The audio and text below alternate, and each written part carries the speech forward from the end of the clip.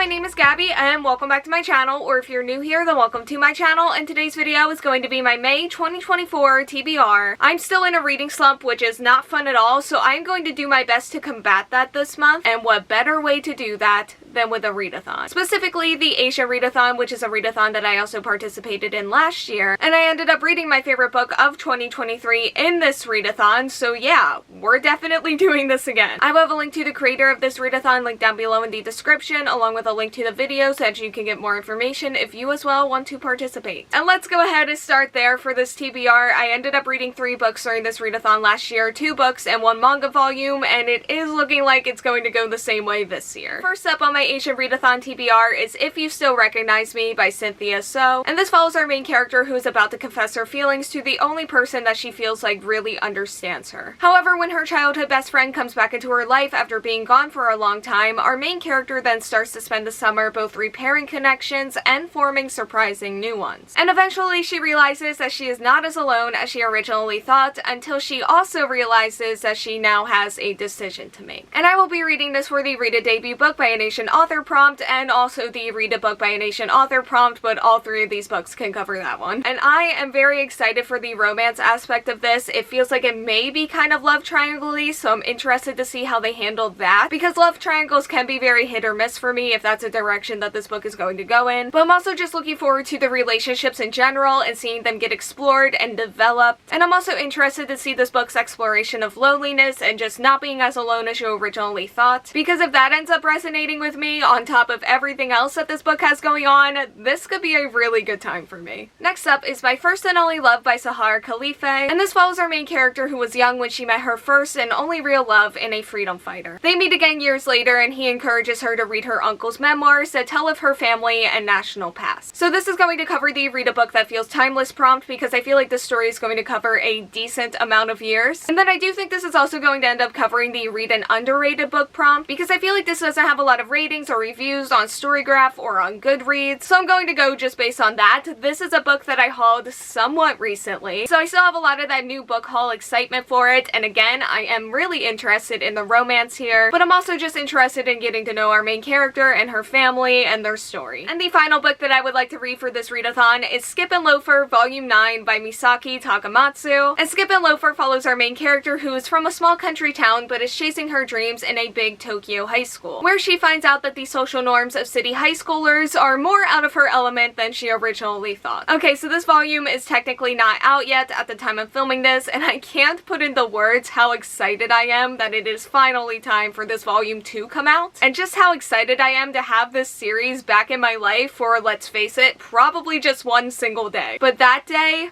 will be a good day, and that's what matters. And this is going to be for the prompt Read a Book with a character, story, or world that you want in your next life. And I feel like Skip and Loafer just has so many amazing characters with so many incredible personalities, and also lovely supportive friendships, and what will hopefully and eventually be a healthy, adorable romance once we get there. Our main character is also really driven in the way that she picks herself back up and goes after her dreams, which is really inspiring. And those are all things that I want in my current life, but those would also be things that I would want for myself in my next life too. My only thing with this volume is that it comes out May 21st. I do have it pre-ordered, but I also feel like by putting this in this TBR, I'm also just kind of asking for them to send it late. Like, everything should be fine, but you never really know. Which is why I do have a backup read for this prompt, which is Blue Period Volume 3 by Tsubasa Yamaguchi, because I think that the way that the main character is following his dream of going to art college and just diving into art and learning about art and practicing art in general is all really cool. And then he's also just really talented, and there are a lot of really talented characters in here. And I do think that I have artistic talent as well, but I didn't pursue it in school, and I don't get to work on it or really practice painting specifically as much as I would like to. So yeah, I'm just going to go with this as a backup in case the Skip and Loafer volume doesn't work out in time. But I also just want to get back into the series anyway, so it's in my May TBR. Okay, so that is going to be it for my Asia Readathon TBR. Again, I will have links to the original creator down below in the description, and now let's go ahead and talk about what else I am currently reading. And speaking of my favorite book of 2023, my first current read is He Who Drowned the World by Shelley Parker Chan, which is the sequel to She Who Became the Sun. This is an adult fantasy and also the first and second book in the Radiant Emperor duology, and it is a reimagining of the Emperor of the Ming Dynasty's rise to power. I am currently on page 43, and this is one that has taken me longer to get back into than I originally thought it would, but it is slowly but surely happening, which is a huge relief because, like I said earlier, She Who Became the Sun was my favorite book of 2023. And I feel like I'm just refamiliarizing myself with the story and the characters and the writing style, and that's all been really nice so far, and I'm just looking forward to diving more into this hopefully soon. And next up is Wild Beauty by Anna Marie Miclemore, and this follows a family of women that when they fall in love too deeply, that person vanishes. However, after many generations of this happening, a mysterious boy appears in their gardens without any memory of who he is. And as our main character tries to help him piece his past together, the grounds of the lush estate of gardens that her family tends to begins to lead them towards dangerous secrets. And I am currently on page 111, and while I do think that I have enjoyed what I've read so far, I just haven't really figured out the specifics of what exactly about this I am enjoying. I do think that it's atmosphere related though. Like, I do read this book a lot at night, which has felt very fitting so far. I don't know, I think I just need to read more of this honestly, and we'll see how it goes from here. And next up is The 100,000 Kingdoms by N.K. Jemisin, and this follows our main character who after her mother's death is summoned to the floating city of Sky to claim her royal inheritance, which she didn't know existed, but the throne is not going to be easily won, however, and she finds herself caught in a vicious power struggle with her cousins and also closer to the secrets of her mother's death and family history than she has ever been before. Okay, so this is a book that I started in early March, and I'm currently on page 226. And I thought that this book had a really strong start. I was loving just getting to explore the castle and all of the magic and mystery involved, and just getting to see our main character maneuver between the different characters and just all around that castle. And then the mystery started to get uncovered more, and there were more reveals, and even though it was interesting, at a certain point my excitement for it just leveled out into a very, very neutral place, which is when and where my reading slump kicked in. Which is not this book's fault, so I still want to finish it, but yeah,